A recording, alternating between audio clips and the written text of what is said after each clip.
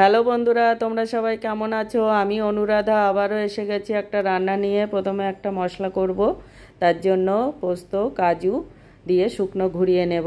তার মধ্যে দিয়ে দেবো টমেটো আর কাঁচা লঙ্কা, আর দেবো জল দিয়ে এটাকে পেস্ট করে নেব। এবারে আলু সিদ্ধ করে দেখো হাত দিয়ে মেখে নিয়েছি। এবারে এর মধ্যে একটু ডাল বাটা দিয়ে দেবো। ডালটা একটু শুকনো করে বাটতে হবে, বেশি নরম করলে মাখা যাবে না। আর দেবো লবণ, হলুদ আর চিলি ফ্লেক্স, আর দেবো 2 চামচ কর্নফ্লাওয়ার দিয়ে এটাকে হাত দিয়ে ভালো করে মেখে নেব। এটা আমি কি নাম দেবো জানি না, আমার ইচ্ছা হলো তাই করলাম। এটা সম্পূর্ণ নিরামিষ করছি, তোমরা চাইলে পেঁয়াজ দিতে পারো।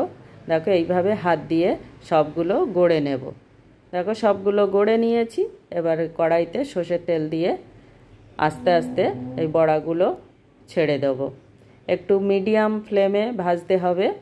আমার ভিডিওগুলো যদি ভালো লাগে লাইক শেয়ার কমেন্ট করে উৎসাহিত করো, আর পুরো ভিডিওটা দেখার অনুরোধ রইল।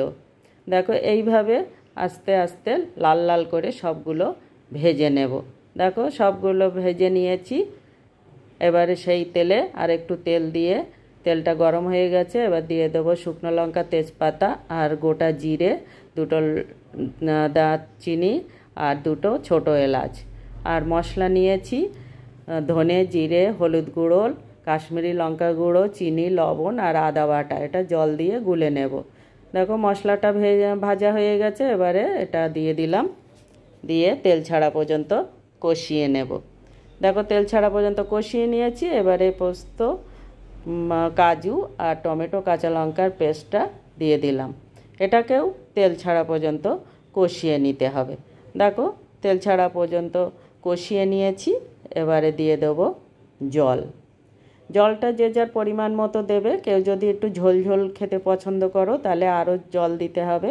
আমি একটু শুকনো শুকনো গামাখা পছন্দ করি, তাই আমি এটা দিলাম, কেন বড়াতে অনেক ঝোল টেনে নেয়। দেখো এটাকে 4-5 মিনিট ফুটিয়ে নিয়েছি। বড়া দিয়ে আর ফোটানো যাবে না। এবারে বড়াগুলো দিয়ে দিলাম। বড়া দিয়ে 1 মিনিট ফুটিয়ে নেব। দেখো ফুটিয়ে নিয়েছি। এবারে দিয়ে দেব গরম মশলা আর দেব ধনে পাতা কুচি দিয়ে এটাকে একটু নেড়ে চেড়ে নামিয়ে নেব। দেখো এইরকমই ঝোল রাখবো, এই ঝোলটাও টেনে যাবে ঠান্ডা হলে। দেখো রেডি হয়ে গেছে আলু ডালের বড়া।